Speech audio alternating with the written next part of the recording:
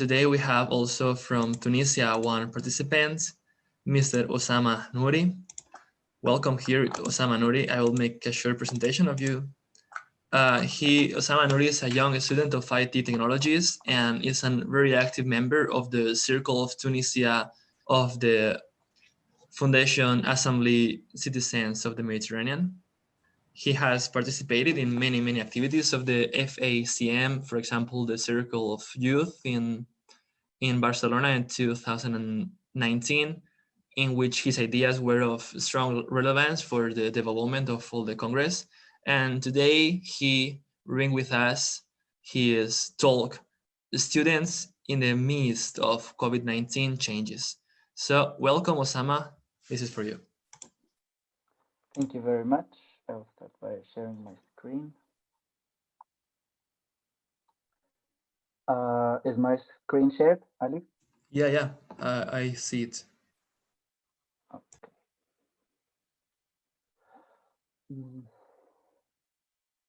So, hello to everyone. Today, I'm just going to share, I guess, my point of view, my own personal story. It's not very personal, as I have talked and asked few of my friends, not just in my country, but in other countries as well, who went through the pandemic as students. Some of them graduated and some of them had different experiences when it comes to their studies. So I'll just try to share the ideas that we had during this pandemic. First of all, I would like to start by a quote that I really like, and I guess that I reflected on so much during this pandemic from one movie that I have seen and admire a lot. It says, "Happiness is only real when shared." And then I think later you will understand more the utility of that quote in my presentation. The first thing that as students faced was the transition. I remember in March, I was having my midterm exams when everything just started falling apart, and we started having all these murmurs and echoes of how the school is going to continue. Everything was still going as normal, but also we were hearing the changes that's going to happen. And that affected us as students because of all the uncertainties that were present. Many students were in their final years of education. They were just finishing their internships, or other students who had to go to schools because their studies included a lot of scientific researches that were conducted in laboratories. So it was the period of transitioning was actually a very scary period and a very, I guess, one of the most important periods of COVID or since the lockdown started. But then as we went further, we had all the methods of teaching presented to us, and we had a lot of our universities just try, instead of taking a break from education and just stopping, they were doing their best in order to continue providing educational materials in this context. There was the proposal of many tools by Google, such as Google Meet for the classes to provide a virtual physical interaction with the teachers. The same way that was proposed, other than Meet, it was Google Classrooms, which is almost like Moodle, where teachers can share the content of the class and of the lections and lectures with the students, and it stays there for the students to reconsider. This was one of the best things about COVID is actually the resources for students that were available. Instead of just going to class, with having a retention rate, I guess worldwide for students was 10%, we started having retention rate of information for 30 and 35%, just because the resources for education are now available 24/7 for students to check and recheck again. All the means that COVID presented to us and forced us to use, they started showing benefits even after a short time and without so much study on how to use them properly and how to acclimate with all these changes that were happening, and we just had to go through. the exchange of ideas in a pandemic context has also changed because, for example, me as a student in IT engineering, some might say that I am very familiar with all the tools that are being used right now, and they are one way or another the things that we use every day. But it was very challenging as well for us because we work in groups and we have to share our ideas in order to arrive to the final result of our project. A lot of our methods, such as Scrum or any programming used methods in project piloting, are necessarily or have necessarily physical touch points. But in the end, we had to acclimate with having to exchange all these ideas together in this new virtual context. And in the same time, while thinking about us students having to acclimate to these changes, the teachers themselves, I feel that were forced into this change. And without further an early notice, they had to change their whole system of education in order for the students to receive the information and be able to continue studying to ensure the quality of the information that they were sending and the students receiving.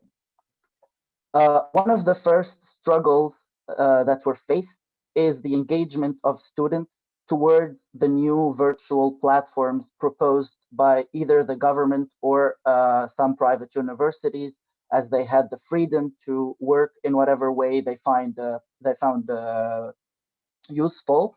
The students were not engaged because one of the most things that were used during this time of pandemic was actually just to take the physical way of doing a class, take it in a video call, and use that same method.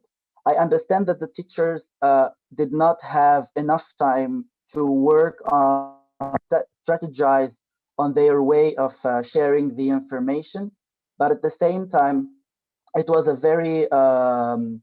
very negative point when it, especially in the beginning of COVID. For example, in my university, what we are trying to do now after the lockdown is over, or the major lockdown in March is over, is that we moved to a hybrid way of education, which is trying to reduce the number of students and providing at least two touch points or two physical touch points for students to feel more engaged in what they are doing and what they are studying. Um, in the time of a pandemic and in the time of the lockdown, I guess the social distancing and the social isolation provided for a lot of students a great space of reflection, as it was not just a way for us to to find ourselves professionally, but it's also a way to find ourselves personally. I think I speak to a lot of people who are going through certain maybe psychological struggles, and as I can say, a lot of my friends have found refuge in the physical presence. It was not just important to be present in the classroom for the information or for the studies themselves, but it was also very important to be present as those physical and personal relationships were important in the life of many students in order to have a mentally healthy life. So that part of the COVID made me question many things. As an IT student, I think I was very much drawn into the virtual world even before COVID. But at the same time, I was questioning myself on whether we are ready as a human to actually transition from a physical interaction and meeting each other face to face to actually living our lives, and even that part where we were forced, I guess you can say, to meet people instead of just meeting them. So that was a big question that I was questioning, especially in the first time as I was locked down with only my parents. I was far away. I didn't have access to internet, so I couldn't even study. But at the same time, it made me ask other deeper questions, social and economical inequalities. I have seen in my university and other universities students struggling with all the new ways proposed, not because they don't want to or not because they were too lazy to study, but it was because impossible for them, as we discussed or as many of us already shared before, that there is an inequality in terms of economy. But this inequality, it showed us also that we can no longer speak about poverty just as not having good enough roads in the country or having people who live under $1 a day. It's also these new technologies that might not exist in the country that can define poverty and can define inequality. The pandemic, for me, was a great source of knowledge. It was a very costly price with the thousands of people that lost their lives to the virus, but it was a great source of knowledge to humanity because the discussion and the debate for online learning and the new methods of learning has been a topic, I think, in the last years when technologies rose up and the use of technology has risen. So I think what the pandemic provided us is a great environment and platform to actually test those methods and learn how to deal with them in the future in a better way. I am someone who's absolutely, as I shared in the first quote, who believe in physical interactions, but at the same time, I believe in trying and testing new methods. And this method of online teaching can open doors for sharing the information, for connecting with many people at the same time, and for eliminating the geographical borders or the physical borders between researchers and students who can actually now work together and learn better how to work together because of the forced situation in the pandemic.